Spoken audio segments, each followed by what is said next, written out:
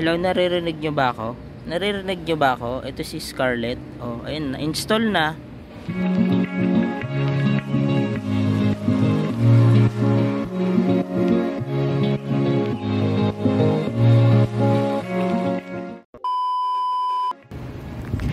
Okay. Okay, mga taga-subaybay ko. Hello. Hello sa inyong lahat. Ayan. Nanonood sa akin. Hello mga taga-subaybay ko. Ayan, update lang, update. Ito na si Scarlett ko. Ito na si Scarlett, tignan nyo. Nandito ngayon kami sa kung saan na lugar. Yan, papakita ko lang sa inyo kung ano na yung update sa BD series na RCB. Shock, ayan na siya. Nakabit na natin, nakabit na. Grabe, ang ganda. Bagay na bagay sa kanya.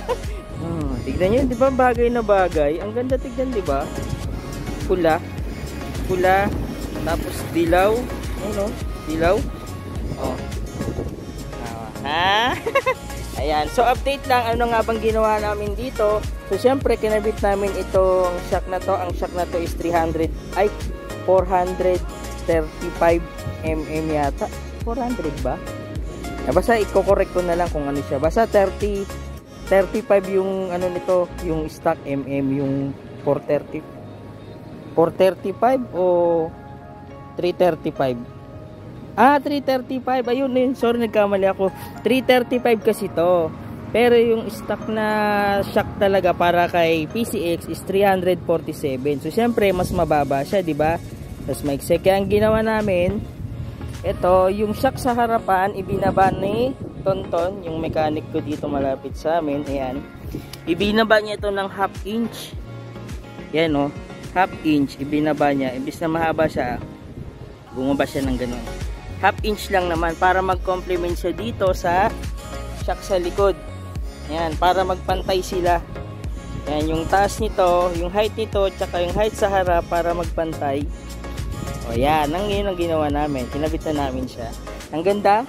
Nagandan talaga ako, bagay na bagay, di ba? O, ha? Ayun. So, ayun. Update. Ayun na yung update ko. Bali, natuwa lang talaga ako sa naging resulta nitong BD series installation natin. Ayan. Ay! Ayan na siya. Di ba? Goods na goods si Scarlett. Scarlett, isa pa. Ikot. Ikot ulit. Sa malayos. O, di ba? Ganda. Stick, di ba? Yun lang. Na-share ko lang naman. So, ayun. Abangan nyo susunod kong vlog. So, again, maraming salamat sa lahat nanonood sa aking vlog. So, again, thank you. God bless. Ingat kayo lagi. Bye-bye.